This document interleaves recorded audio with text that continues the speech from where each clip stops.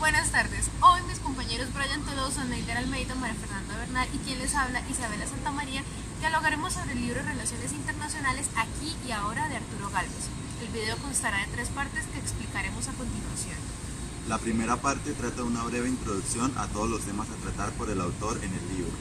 En la segunda parte responderemos algunas preguntas con el fin de obtener mayor entendimiento.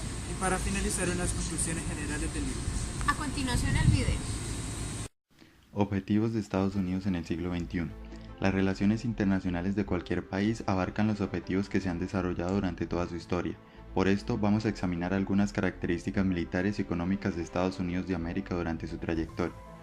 Al ser Estados Unidos la potencia militar más agresiva y poderosa de todos los tiempos, capaz de dejar a la humanidad en riesgo de extinción, es preciso dar una breve descripción de su distribución del arsenal de guerras. Dicho país cuenta con bases navales, militares o aéreas en alrededor de 40 países, como por ejemplo Bélgica, Noruega, Egipto, Yemen, Filipinas, entre otros, con el fin de controlar los conflictos internos, el terrorismo y el narcotráfico, y dominar así militarmente el mundo que conocemos. Pero para lograrse la superpotencia la cual es hoy en día, Estados Unidos desarrolló una economía capitalista moderna en la que ha apoyado la democracia política del país, con una diversificación del desarrollo interno, de las exportaciones y de las conquistas por las buenas o por las malas de los mercados internacionales. Por esto, hasta 1922, el proteccionismo de Estados Unidos, que prevaleció por cerca de 150 años, fue una estrategia que, a diferencia de Colombia, dio sus frutos con los sectores claves de la economía estadounidense, ya que alcanzaron niveles de competitividad internacionales, abriendo sus mercados y haciendo frente a Inglaterra y demás potencias que antes controlaban el mundo. Ahora, aparece la República Popular de China, la cual se proyecta como la nación con mayor desarrollo económico, social, manufacturero, tecnológico y militar del mundo.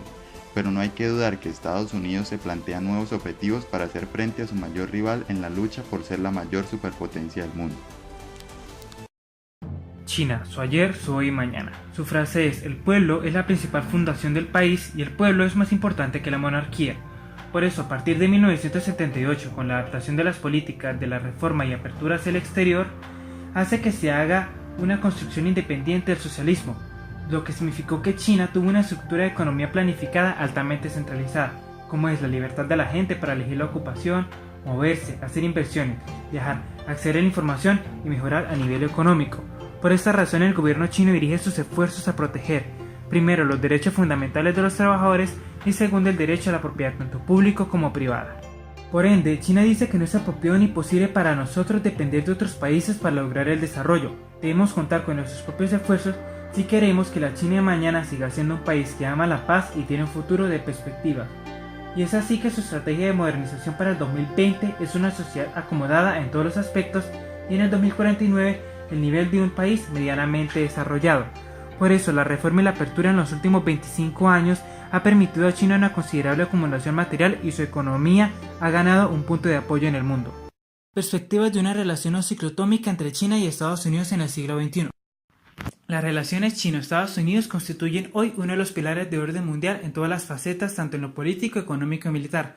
China surgió como un poder mundial en términos políticos a partir de 1949, con el triunfo de la revolución liderada por Mao Zedong y posteriormente con el desarrollo nuclear en 1964. Luego de una disputa con la Unión Soviética, llevaron a que China se enfocara en el aislamiento para buscar un camino propio, basado en el autosostenimiento. Pero todo esto cambió cuando en 1979 hizo alianzas diplomáticas con Estados Unidos, lo que lo acercó por una senda de crecimiento económico acelerado que promedia hasta el 9% anual. China se fue perfilando como una potencia en términos económicos y empezó a tener las características de potencia regional. Sin embargo, hubieron algunas diferencias estratégicas, pues mientras China pensaba en la multipolarización mundial, Estados Unidos pensaba en la unilateralización. Eso hace que China sea percibida como una amenaza para Estados Unidos y se desenvuelvan en una forma ciclotímica por parte de ella. Hay algunos temas centrales en la agencia bilateral y en los efectos de largo plazo, como primero, Taiwán y la reunificación, pues es el único territorio que sigue separado de China. Segundo, la alianza estratégica nipo-norteamericana, el cual es la unión de Japón con Estados Unidos, lo que hace que los chinos vean la modernización militar japonesa con gran desconfianza. Además, China dice que este tipo de alianza nipo-norteamericana está orientada a contener a China y no a otros países. Y por último, las diferencias en la competitividad de Estados Unidos, pues él ve como enemigo principal a China por su modelo económico, ya que dice que China golpea 2 veces a los productores norteamericanos con mayores costos en la materia prima y con menores precios en los productos finales. China, mentalidad de gran potencia. China presenta un espectacular éxito económico, pero también enfrenta grandes problemas. Primero, la brecha cada vez mayor entre la población rural y urbana. Segundo, el desempleo y por último, la población envejecida. China tiene reformas recientes como la apertura a nuevas libertades y el derecho a la propiedad privada. Además, comienza a dar muestras de integrarse a las grandes ligas como son la OTAN y la ONU. A pesar de todos los problemas que ha tenido con Estados Unidos, la relación pasa por el mejor momento desde que ese intervino favorablemente para acercar a China a la Organización Mundial del Comercio.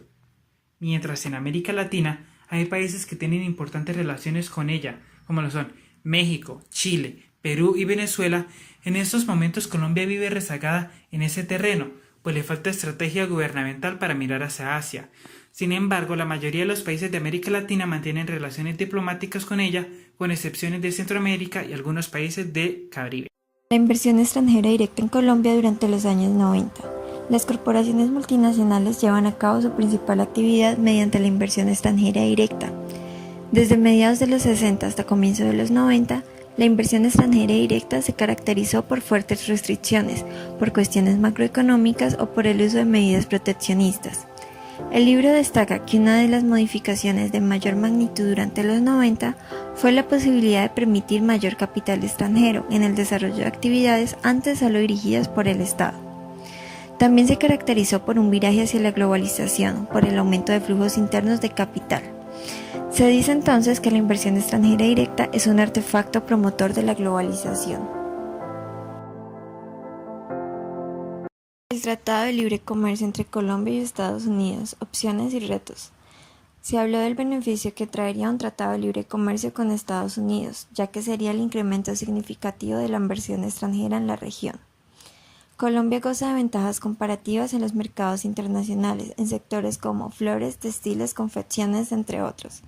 El libre comercio propiciado por el Área de Libre Comercio de las Américas podría brindarle a estos productos condiciones más óptimas para que su ventaja comparativa los ubique en un lugar privilegiado en el mercado internacional. América Latina frente a la globalización, un nuevo desafío para la región. Las transiciones a la democracia en los años 80 y 90 han afectado a la mayoría de países en la región.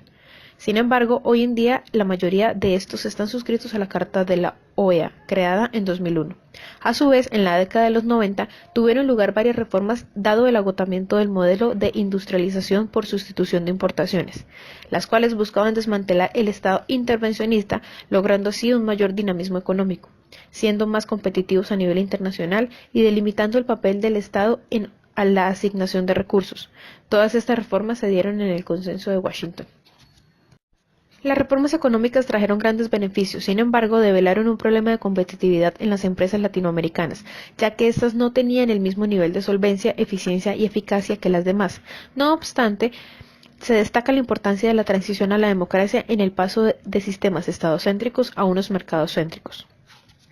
Las transformaciones que se han dado en la época de los 90 tuvieron como contexto un proceso de globalización en expansión, donde los modelos basados en la liberación del mercado dieron lugar a crecimientos económicos en unas regiones de América del Sur, lo cual ha generado una mayor desigualdad entre los países. La biotecnología, un negocio internacional con serias implicaciones políticas. El tema de la biotecnología ha sido insertado en los últimos años dentro de la política exterior de países como Estados Unidos o la Unión Europea, cuyo interés en materia ambiental se destaca especialmente en el acceso a recursos genéticos. Esto contrasta de gran manera con países de tercer mundo como Colombia, los cuales poseen grandes reservas de biodiversidad fundamentales para la producción de biotecnología que no se utilizan. Esta es una de las razones por las que los países de primer mundo ponen sus ojos en Latinoamérica para la explotación y futura producción de estas reservas. Es por lo anterior que el análisis de esta industria cobra relativa importancia en un país como Colombia, por dos razones. En primer lugar, por la riqueza biológica que se tiene, y en segundo lugar, porque el tema de la biotecnología tiene una relación directa con los derechos de propiedad intelectual, de gran importancia para el crecimiento de los países. Es por esto que se han llevado a cabo diferentes convenios y grupos por el cuidado de la biodiversidad, siendo el más importante el de Montreal del 2000. De esta manera, se puede concluir la importancia que han tenido los temas ambientales en los últimos años en Latinoamérica y en la formulación de políticas externas de países como Estados Unidos. También se destaca la importancia de la prevención y cómo Colombia carece de las regulaciones en materia de biodiversidad. Ética y negociación. La ética es un componente importante dentro de la conducta humana y determina no solo el carácter de las personas, sino también de las empresas y de los propios países. La Carta de Derechos Humanos proclama que los derechos inalienables de las personas deben constituir el punto de partida y el referente permanente de cualquier actividad social, y especialmente de la acción del gobierno. Pero la aplicación de las reglas morales globales debe comenzar desde el individuo e irse proyectando a todos los campos de la sociedad. La ética obliga a conciliar intereses y a volver al principio básico de buscar el bien general por encima de los intereses particulares. Sin embargo, vemos que esto no es fácil. Las empresas cada vez más están sujetas a la satisfacción de sus grupos de interés, pero antes deben buscar maneras de dimitir los conflictos que generan la ambición desmedida, la competencia desleal y otras prácticas inmorales. La constitución de acuerdos comerciales y de uniones económicas y políticas de países hacen que se creen áreas donde el pluralismo es la variable principal, lo que obliga a crear legislaciones de respeto, aceptación y adaptación a nuevos modelos culturales y sanciones que se apliquen para los que las incumplen. Medio ambiente global y relaciones internacionales. Este capítulo pretende desde una perspectiva crítica corroborar el alcance y sentido de la temática y problemática ambiental en el marco de las relaciones internacionales como las que vive el mundo actual. El texto plantea problemas y posibles soluciones que para el mundo en desarrollo y especialmente para Colombia son necesarios. Propone la agenda ambiental internacional en el nuevo milenio y trata de 4 temas fundamentales sobre los cuales se sustenta la relación medio ambiente y relaciones internacionales, los cuales son medio ambiente y desarrollo, medio ambiente y soberanía estatal, derecho internacional del medio ambiente y la cooperación técnica y financiera internacional. Reforma o revisión de la Carta de las Naciones Unidas. Colombia, a través del Ministerio de Relaciones Exteriores, antes de la celebración de la Cumbre del Milenio, manifestó la necesidad de una pronta reforma o revisión de la Carta de las Naciones Unidas. Entonces, revisión o reforma. La Carta contempla en los artículos 108 y 109 lo referente a la reforma y revisión de la misma. Se habla de revisión de la Carta ya que requiere aspectos tan sencillos como el maquillaje en el uso de algunas expresiones. Por otra parte, la reforma trata de las cosas de fondo, por ejemplo, la eliminación de un capítulo de la Carta. Los temas principales en discusión de la reforma o revisión fueron los derechos humanos, el medio ambiente y el desarrollo. Luego, en febrero del 2006, se aprueba la reforma con el análisis de los 3 aspectos mencionados anteriormente. Cooperación para el desarrollo y las relaciones internacionales. Es innegable que el sistema internacional actual se ha venido construyendo fatigosamente a través de la historia, pero sobre todo a partir de 1945 con la creación y el funcionamiento de la ONU. La cooperación para el desarrollo se entiende como el instrumento adoptado para promover el desarrollo humano sostenible y los derechos humanos fundamentales, es decir, condiciones inevitables para llegar a la paz y la seguridad mundial.